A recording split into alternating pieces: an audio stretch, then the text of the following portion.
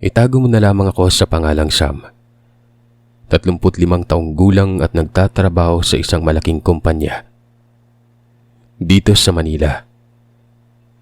Tubong Pampanga ang aking amang nakapag-asawa lamang ng taga Maynila. Kaya dito na ako lumaki at nagtrabaho, pero hindi ito ang kwentong nais kong ibahagi, kundi ang kwento ng aking lolo na nagpasalin-salin na sa lahi namin. Una sa lahat, hindi ko pinipilit na maniwala lahat ng iyong mga kagiliw na tagapakinig sa kanilang kwentong masaksihan. Dahil iilan na lamang siguro ang nakakaalala ng isang kasaysayan na nangyari sa isang liblib na lugar sa may Pampanga.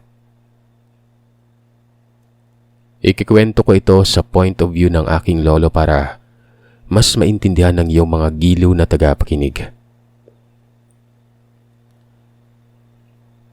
Sir Seth, ako si Rio, short for Rosario. Nangyari ang kwentong ito nung ako'y 13 taong gulang. Dekada 40 dito sa isang liblib na lugar sa may Pampanga. Ito'y mga panahon na sinasakop pa tayo ng mga ibang lahi. Simple lamang naman ang buhay namin, pagtatanim ng palay at kung anumang gulay ang pangunahing ikinabubuhay namin.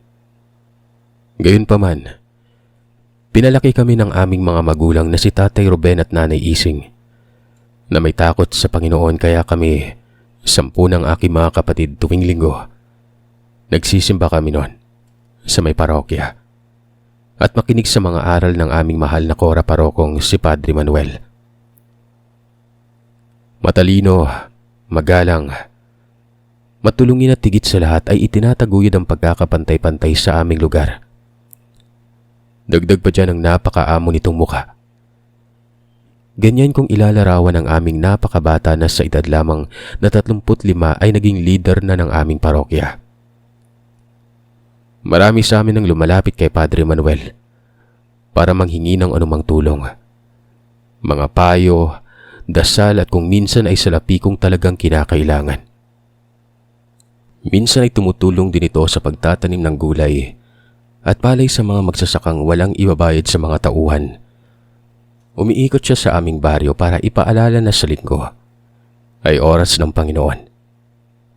Lahat ay pumupunta, nakabihis ng maganda, o hindi lahat ay pinapapasok sa simbahan. Ang mga may edad naman na hindi na makalakad papuntang simbahan ay pinupuntahan ng personal para ibalita ang salita ng Diyos at ibahagi ang banal na komunyon.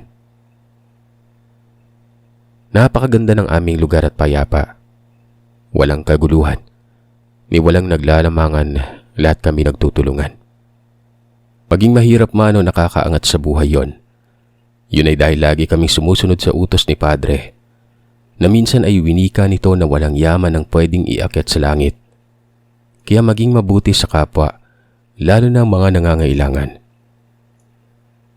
Halos wala ka nang mahihiling pa sa aming lugar.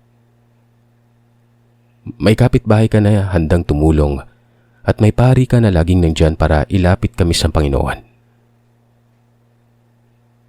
Hanggang sa isang gabi, dumating ang mga iilang sundalong Pilipino na napadaan sa aming munting baryo.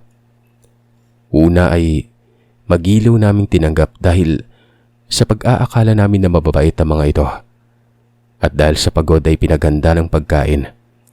Hanggang sa ang mga ito ay naghanap ng alak at nagulo sa aming baryo. Kasama sa mga ito, ang isang general na pangalanan na lamang natin na General Primera. Ginulo ang mga bahay at tinangkang pagsamantalahan ng mga kababaihan sa aming lugar. Tiyempong ang mga iilan sa asawang lalaki ay nagbabantay sa mga taniman. Sinaktan ng mga binata, hinahampas ng baril at pinagkakatuwaan. Hindi pa nakontento at nagbahay-bahay ang mga ito para manggulo sa mga nakatira doon. Hanggang sa mapadpad sila sa aming tahanan, dinagukan kaagad ng baril si Tatay. Kinuha ang aming mga bigas at anumang mapapakinabangan at gustong kunin ang aking kapatid na babae na si Isabel. Tumakbo ako patungong simbahan at kinatok ang kwarto ni Padre Manuel na nooy nagdadasal ng rosaryo. Pinagbuksan naman ako at nabigla. Nagwika ito ng, "O iyo, ano't naparitok at hinahapo pa?" Hindi na ako nagpatumpik-tumpik pa at sinabi ngang may mga sundalo na nanggugulo at sinaktan si tatay. Mabilis na nagiba ang ekspresyon sa mukha ni Padre at kami ay patakbong nagpunta sa aming bahay. Nadatnan naming bitbit na nila ang kapatid ko na noon ay umiiyak at ang aking ina na niyayakap itong aking amang walang malay. Ang mga kapatid ko na nasa sulok ay takot na takot. Nagwika ang mga ito na, "Padre, buti at dumating ka. Naparito lamang kami para magsaya at manakit na mga taga-nayon. Balak din namin pagsamantala ng mga kadalagahan." Dali-dali lamang sumagot si Padre noon na, "Nais ko sanang bitawan ninyo yung batang yan at kunin yung kung anumang bagay yung naisin nyo. Basta wag lamang kayo manakit, kahit sino man sa lugar namin." Dali-dali naman umanong sumagot ang general. "Padre, ito ba yung kabayaran sa pagpapanitili namin ng kapayapaan sa lugar nyo? Habang kami nakikibaka, kayo naman paupo-upo lang sa mga simbahan at nagkikwentuhan. Ano patayaan mo na lang kaming magsaya? Ilang babae lang naman eh. Maliit na bagay yon." Sabay halakak umano ng tawa na para bang isang demonyo. "Naririnig mo ba yung sinasabi mo, Amang? Anong pananatili ng katahimikan kung kayo mismo yung nagugulo? Hindi ko hahayaan na merong isang babae yung pagsasamantalan nyo. Katwiran nyo ng isang demonyo, Amang. Hindi ng tao." Nakita kong napalitan ng galit ang mga mukha ng mga ito dahil sa mga narinig sa pare. Kung ganun, Padre, ano namang magagawa mo sa amin?" Nagwika naman ang pare na bitawan nila ang aking kapatid. Sa gayon ay hindi na magkakaroon ng hindi inaasahang mangyari. Tumawa lamang umano ng malakas ang general at nagwikang wala umanong mangyaring masama sa kanila. Baka umano sa pare. Doon, nakapalibot na pala ang mga kalalakihan na galing sa taniman. May mga dalang itak at sibat at nakahanda ng sumugod sa mga sundalo. Narinig pala ng mga ito ang mga kaguluhan at nakitang wala si Padre sa may simbahan. Natigilan ng mga sundalo nun. Gamat may baril sila, ay hindi nila kayang makipagtagisan sa nakapalibot sa kanila. Nagwika ang general na hindi niya ito palalampasin ang paglapastangan sa kanilang mga sundalo. Binitawan ng kapatid ko nun. Nagpasyang umalis na. Habang naglalakad ang mga ito palayo, ay nagwika ang isang sundalo sa nakatayong lalaki. "Pagbalik ko, di na kayo makakaligtas. Sa akin yung asawa at anak mo. Gagahasain ko sila hanggang sa malagutan sila ng hininga." Dahil dito, nagalit itong si Mang Julian, yung sinabihan ng general. Dahil isa pala sa mga muntik ng mapagsamantala noon ay ang kanyang anak. Nagdilim ang paningin nito. Hindi na nakapagtimpi na tagain sa mukha ang sundalo. Dahilan para agad nitong ikinamatay. Nakita ito ng general at sabay bunot ng baril pero napigilan ito ng mga nakatutok na itak ng mga taga-nayon. Nagulat din si Padre at nagwikang, "Bakit mo yan ginawa, Julian?" "Patawarin mo ako, Padre. Napakademonyo niya. Hindi ko hahayaang saktan nila yung pamilya ko." Wika nito.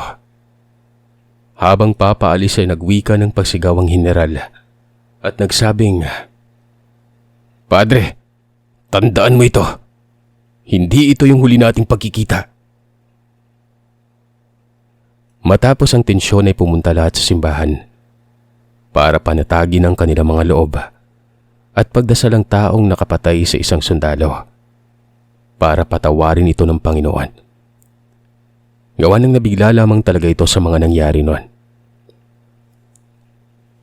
Kinabukasan, pinilit naming bumalik sa dati naming mga gawain at kalimutan ang nangyari noong nakaraang gabi. Lumipas ang mga araw na naging normal naman ang aming pamumuhay sa lugar. Pero lingid sa kaalaman namin na may nagbabadyang masamang kabanata pala ang mararanasan namin noon.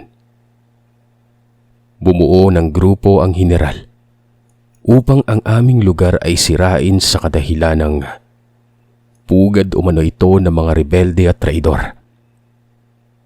Pero bago pa lamang dumating ang mga sundalo, ay siya namang pagdating ng isang dayo na kung hindi ako nagkakamali, matanda lamang ng konti kay Padre Manuel. Siyang agad na hinanap nito at itinuro naman ang aming mga kanayon kung nasaan ang simbahan. Siya ay si Tibok. Isa siya sa mga kaibigan at kasabay na lumaki ni Padre sa kanilang lugar. Nagulat si Padre Manuel at nagwikang, "Bakit ka napadpad sa lugar namin, Tibok?" Isang matipid lamang ng ngiti ang sinagot nito at nagwika ng, "Pinapunta ako dito ni Kuya para may kasama ka." Yung kuyang tinutukoy niya ay hindi tiyak kung sino. Nanatili ito sa lugar. Nanatili ito sa simbahan at sa pangangalaga ni Padre Manuel. Nang dumating ang gabing sinugod kami ng mga sundalo, kinatok ang mga bahay at iginapos sa mga kalalakihan ng walang paliwanag. Inipon nila lahat sa may harapan ng simbahan. Nakita ito ni Padre Manuel at maging siya ay ginapos din.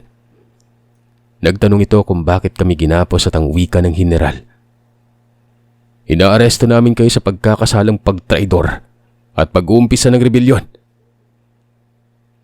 Sumagot naman si Padre na nagkakamali kayo. "Inaaresto niyo kami nang wala lamang sapat na katibayan."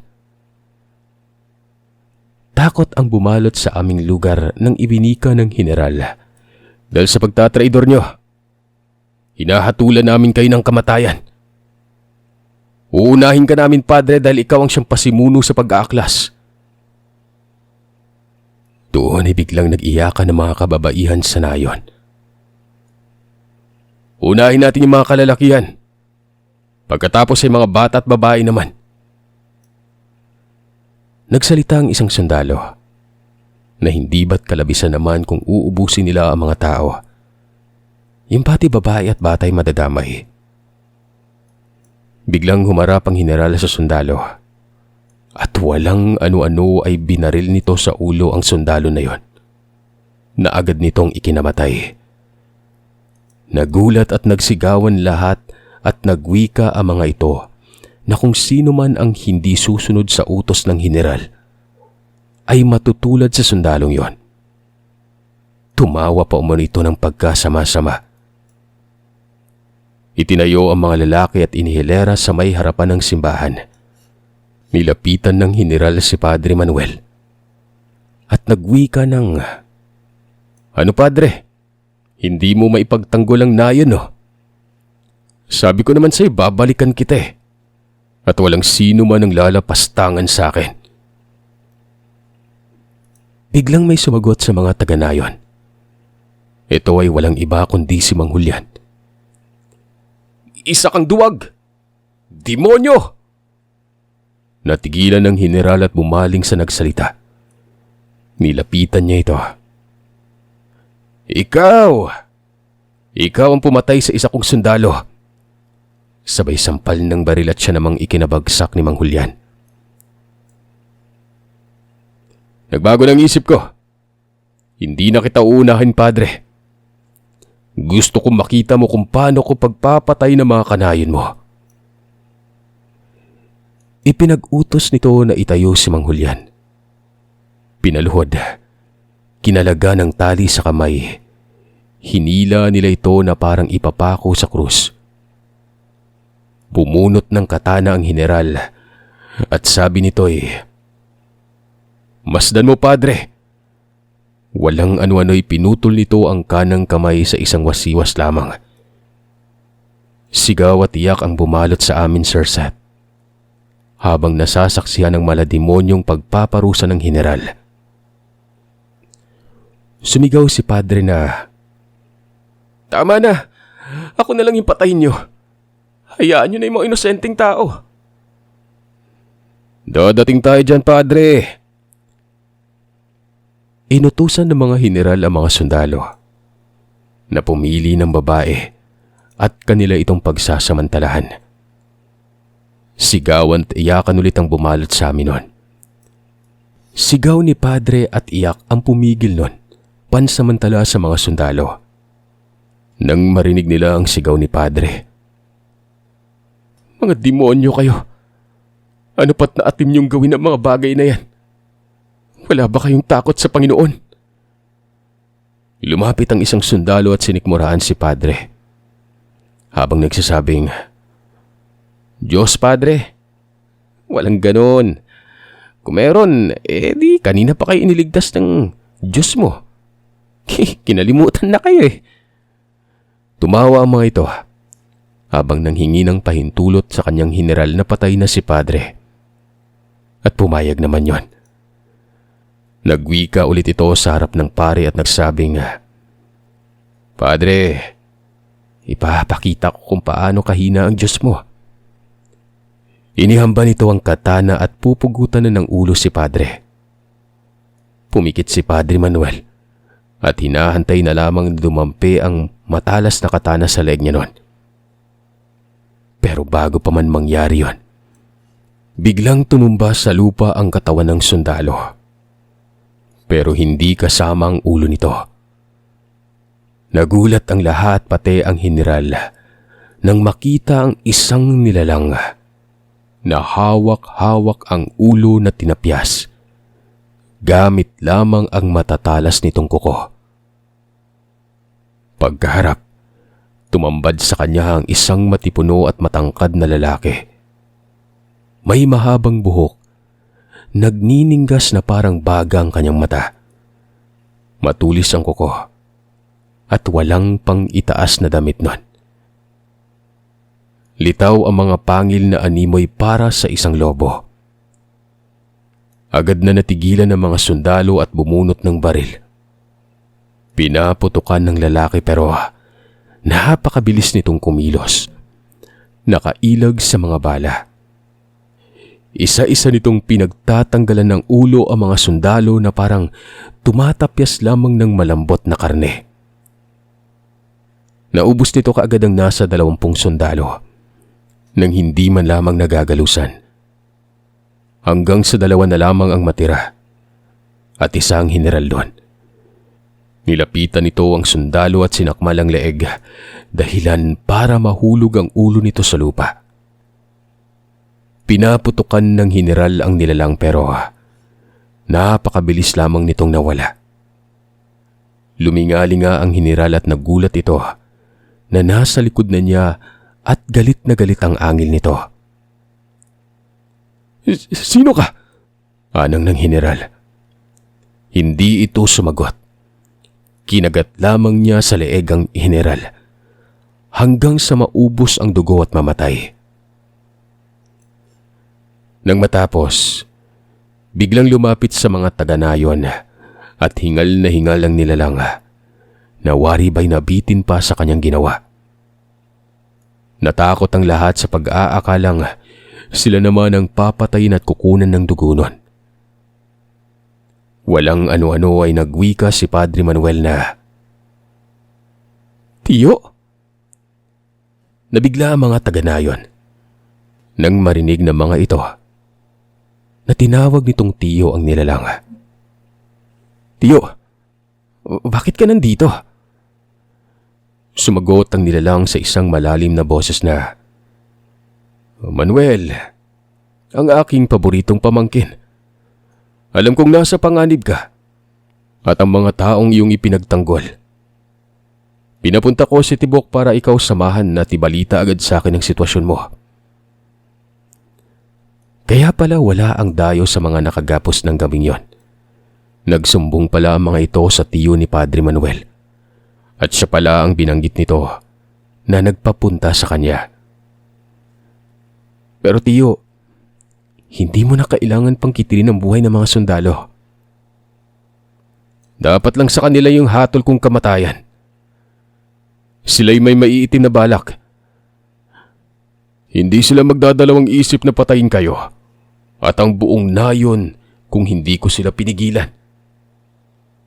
Alam kong taliwas sa paniniwala mo ang kumitil ng buhay. Kaya ako na ang gagawa sa mga karumihang yon para maging ligtas kayo. Nagpaalam ang nilalang kay Padre Manuel. Bago pa man ito umalis ay nagsabi itong, "Hanggat nandito ako, Manuel, hindi kita papabayaang mapahamak 10 ng mga pinagsisilbihan mo." Lumundag lamang ng pagkataas-taas na wari mo'y lumilipad ang tiyo niya. Lahat ay tumayo. Nagyakapan na habang maraming mga tanong kung sino nga ba ang nilalang at kung ano ang tunay na pagkatao ni Padre. Doon na nagkwento si Padre Manuel na lumaki nga ito sa pangangalaga ng kanyang tiyo. Lucas ang pangalan ng nilalang na tumulong sa amin nung gabing yon. Ani pa ni Padre Manuel ay galing sa pinakamabagsik na lahi ng mga aswang ang kanyang tiyuhin na kung tawagin ay mandurugo. Ito ay lumalakas sa pamamagitan ng pagsipsip ng dugo, lalo na kung ito ay ubod ng sama. Si Tibok naman ay ang kanyang kanang kamay. Pinapunta ito ng kanyang tiyo nang malaman nitong sinalakay ang lugar ni Padre Manuel. Ito rin ang nagsumbong na sa ikalawang pagsalakay at tiyempuhan kung ano ang gagawin ng mga ito sa pare. Tungkol naman kay Mang Julian na naputulan ng kamay, nabuhay naman ito. Inalagaan ng buong nayon. Hanggang dito na lamang muna ang kwento ko. At kung papalarin, ay isusulat ko ang kwento ni Lucas, ang tiyo ni Padre Manuel, na isa sa mga pinakamalakas na mandurugo na napadpad sa isang liblib na bayan ng Pampanga.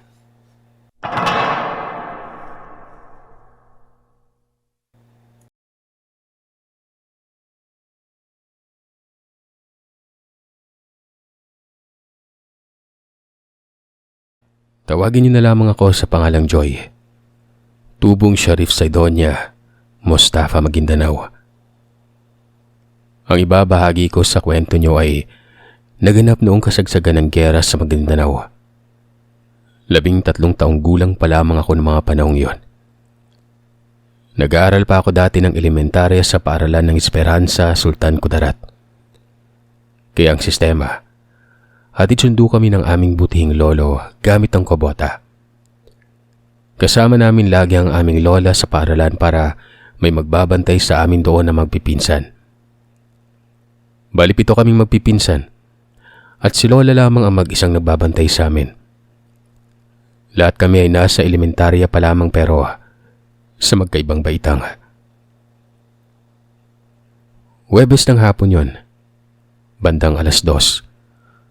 Habang nasa biyahe kami pauwi ng Maguindanao, kasama ko ang pinsan, lolo at lola, at yung tito ko. May nakasalubong kami mga CBO o yung mga pulis na Muslim na hindi ko lang alam kung anong tamang term doon. Kilala ito ng lolo namin. Sumenyas ito na pahintuin ng kubota at lumapit siya sa amin.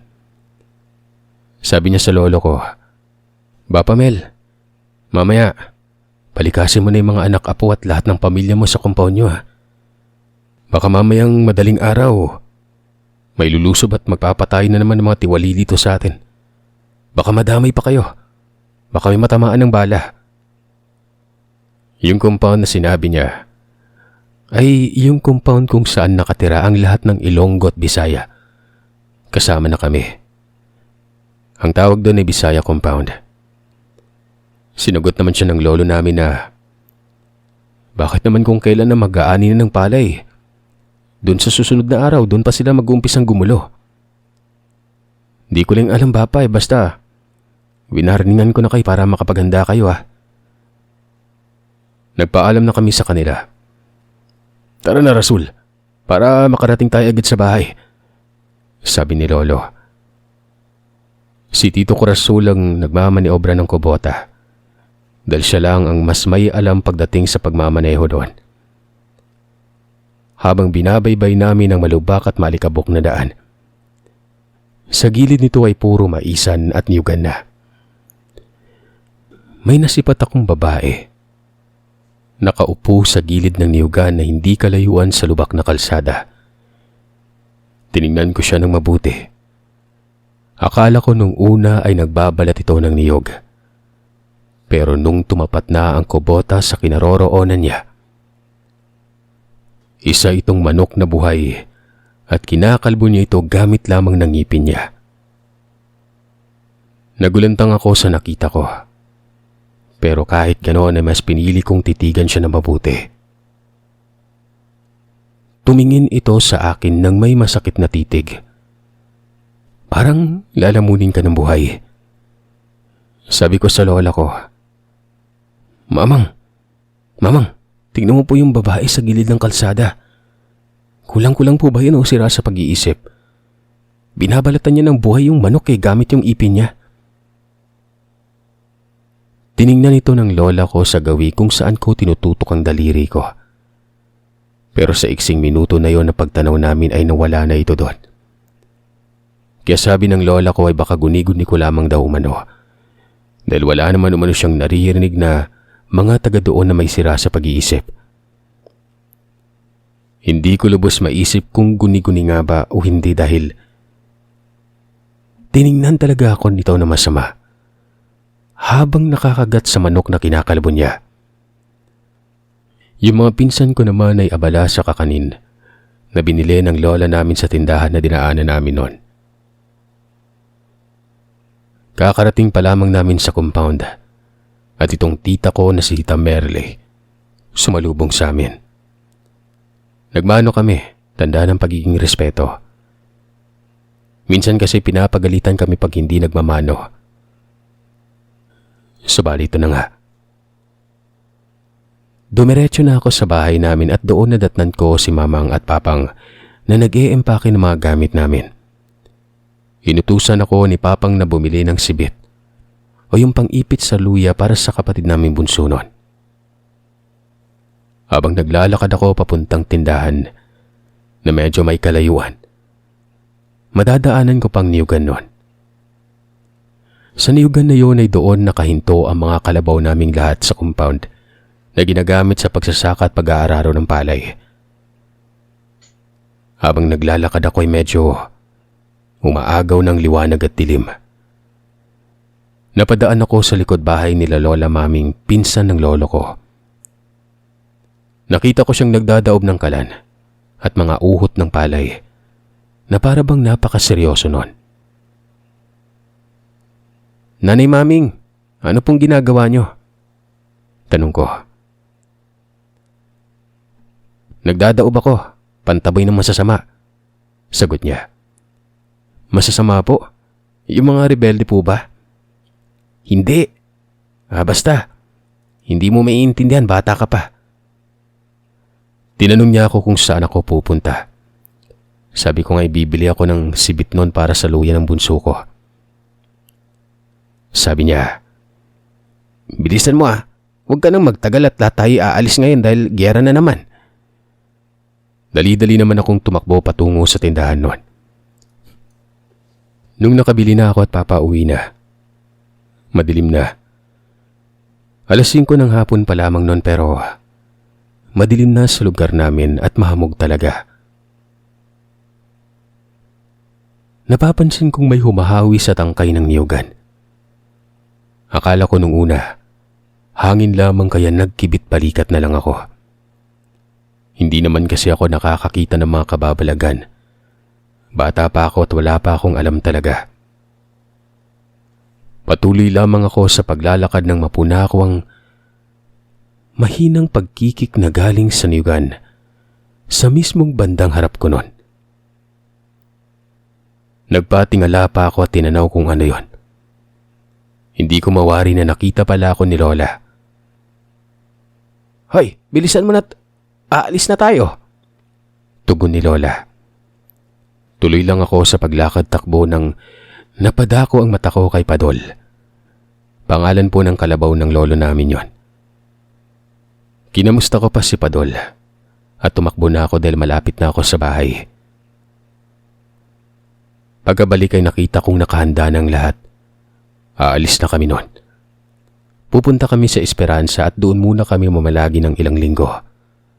Hanggang sa maging maayos na ulit ang sitwasyon sa amin. Sa paglipas ng ilang linggo ay bumalik kami sa Saydona. Matiwasay na at wala ng gyera dahil sa nahuli na umanong ibang miyembro na tiwali sa gobyerno. Yun ang dinig ko. Uso pa dati yung pelikulang Kokey.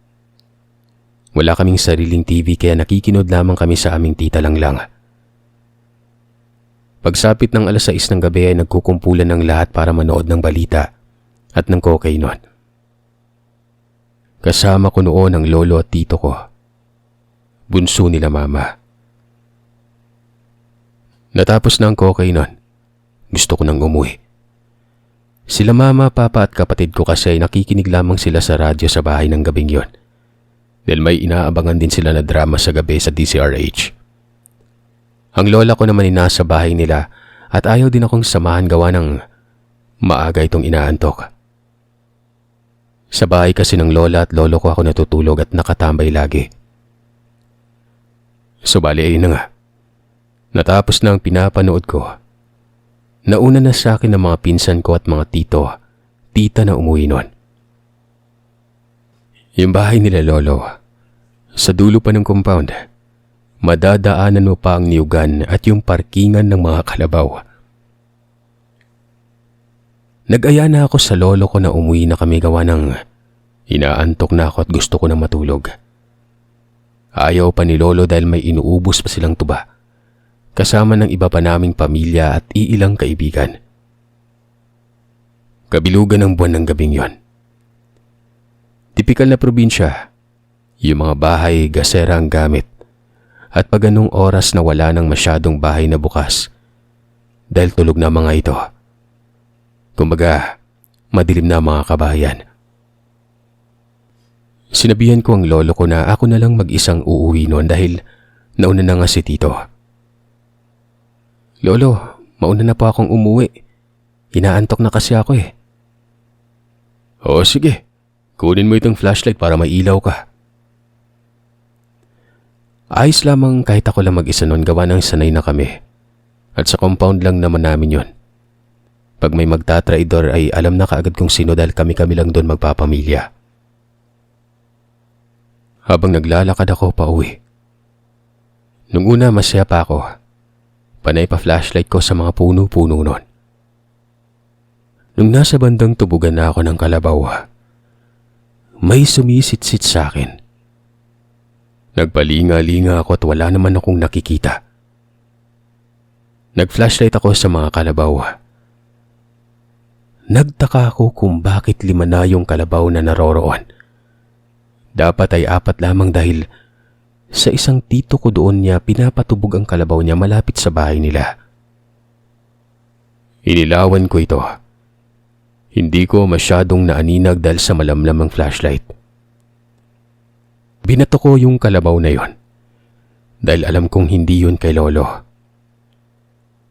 Nung tinititigan ako nito, nakita ko ang mga mata niyang parang nagliliwanag. Lumalabas ang malakas na buga sa kanyang ilong. Dahilan para matakot ako at tumakbo. Takbo ako ng takbo nang napansin ko na parang napakalakas ng hawi ng mga sanga ng niyog kahit na wala namang masyadong hangin. Hindi ko alam kung bakit ko ginawa yon. Pero inilawan ko ng flashlight yung parting yon. Napatili ako sa nakita ko. Isang babae na sobrang kulubot ang balat. Aakalain mong nasunog ang muka. At kalahati lamang ito. Walang yung bandang pambaba niya. Matalim ang mga ngipin at sobrang gulo ng buhok nun. Takbo ako ng takbo. Sa dulo pa kasi kila Lola, kaya mahabang takbuhan pero napapansin ko na para bang bigla na lamang akong bumagal. Di wala man lamang nakakarinig sa akin, ni isang kapitbahay, wala man lang lumabas para tulungan ako nun. Dumating ako sa bahay nila Lolo nun. Malakas ang paghampas ko sa may pintuan. Yung gumamela na matataas ang sangkay. Nahahawi yun na parang may malakas talaga ng hangin. Napapasigaw na ako. Umiiyak habang sinasabihan sila Lola na, "Buksan niyo po yung pinto. Inaaswang ako." Narinig ako ng tito ko. Akala niya siguro ay nakikipagkulitan lamang ako dahil hindi niya ako masyadong naaninag sa labas nun. Aba, Sir Seth, tinakot pa talaga ako. "Hala, may aswang. Kakainin ka dyan." "Tito, buksan niyo po." Naiiyak na ako nun. Pero sa pagkakataong yun, Sir Seth, tinakot niya pa ako lalo. Nagpaikot-ikot pa ako sa bahay para lang makakita kung may bubukas pa ng pintuan nun. Iyak ako ng iyak nang dumating ang dalawa kong tito at si Lolo. Doon ay sumigaw si Lolo ng, "Ano ba yan, Alice? Apo mo yan? Ba't mo tinatakot?" Sabay paputok nito ng 45 baril niya. Biglang mabilis na umalis yung Alice na tinawag ni Lolo na pumunta ito sa dakong likod ng compound. Niyakap ako ni Lolo at dinala ko sa loob ng bahay. Pagbukas ni Tito, sinapak ito ni Lolo at kinuha pa niya ang belt at pinaghahampas at minumura. "Bakit mo pinabayaan at hinayaan yung pamangkin mo sa labas? Hindi mo ba nakikita na may aswang? Paano yung pamangkin mo?" Pinagmumura pa ito ni Lolo noon. Pagkatapos ni Lolo na paghahampasin si Tito, tinawag niya si Lola. "Dali mo sa akin yung patalim ko. Sa ilalim ng unan ko sa kwarto." Yung patalim na ito ay tinatawag na lagaraw sa may Ilonggo. Hindi ko lang alam kung ano sa Tagalog noon. Sobrang luma nito at parang kinakalawang na. Pinahiran niya ito ng langis at kalamansi. Nagtataka ako ba't doon ang direksyon nila sa bahay nila Tito Gringo. Sigaw ng sigaw si Lolo. "Ano, Alice? Lumabas ka dyan. Magkakamatayan tayo. Anong sabi ko sa'yo? Huwag na huwag mong pipirwisyo ng compound na ito, ha? Lalo na yung mga apo mo." Takang-taka ko noon kung bakit apo ang term ni Lolo. Sabi ni Lola, "Lola Alice umano yon. Si Lola Alice yung nagpakita sa akin kanina." Si Lola Alice ay kapatid ni Lolo sa side ng papa nila. Bale, stepsister at brother sila. Habang sumisigaw ang Lolo, etong si Lola Alice ay panay tawa at panay palipat-lipat ng pwesto nun. Maya-maya pa ay nakita ito nila Lolo. Talagang sinugod ito ni Lolo. Nagpangbuno sila ni Lolo kasama ng mga tito ko nun. Gamit ang patalim ay nasugatan ni Lolo si Lola Alice sa may dibdib. Dahil doon, bigla na lamang may parang winasiwas si Lola Alice sa kanila ni Tito. Habang tumatawa pa rin ito. Mapula ang kanyang mga mata na nakalambitin ng laman loob nun. Nakakadiri pagmasdan si Lola Alice, Sir Seth. Talagang wala siya mga paa. Binaril siya ni Lolo ng kanyang dalang 45. Natamaan ito sa may bandang pakpak niya. Kitang-kita ko yun gawa ng maliwanag ang buwan. Nandun kasi ako sa bintana nila Tita Beng. Yung bahay na nasa likod lang nila Lolo nun. Nakakakilabot ang hagikik na napakatining ni Lola Alice. Pinalo siya ng tito ko ng buntot pagi. Muntik na itong mahulog sa lupa. Hagikik pa rin lumalabas na tinig sa kanya. Hanggang sa lumayo ito ng lumayo. Sumigaw pa si Tito Gringo ng, "Nay, tama na ba? Nakakapirwisyo ka na." Humingi ng dispensa si Tito Gringo kay Lolo. Hindi niya daw umano alam na nakawala daw si Lola Alice sa kwarto niya. Kaya nakalabas nun. Galit na galit si Lolo at mga tito ko noon at ang sabi niya, pag bumalik daw ito doon ay papatayin na raw nila ito. Umuwi na sila at nandun na sila sa bahay nila Lola. Pati si Papa at Mama. Nagulat sila sa nabalitaan nun, kaya dali-dali silang pumunta sa bahay nila Lola. Simula noon ay wala na kaming naging balita sa kanya. Pati si Tito Gringo ay umalis na rin doon sa Saydona. Ilang taon ang lumipas, nabalitaan namin na namatay na daw si Lola Alice dahil kinuyog umano ito ng mga Muslim. Dahil umano sa pag-akyat niya sa bahay ng may buntis at napagkaisahan siya ng mga tao sa parang Maguindanao, kaya namatay ito. Pero ayon naman sa isang tiyuhin ko, na bunsong anak ni Lola Alice, siya raw ang sumalo ng pagiging aswang ni Lola. Pero hindi ito nananalasa ng mga tao. Nanggagamot daw ito sa ibang may mabigat na karamdaman na hindi kaya ng mga doktor. Matagal na akong hindi nakakauwi sa Saydona, kaya wala na rin kaming balita kung may mga kababalagan pa ba doon. O wala na.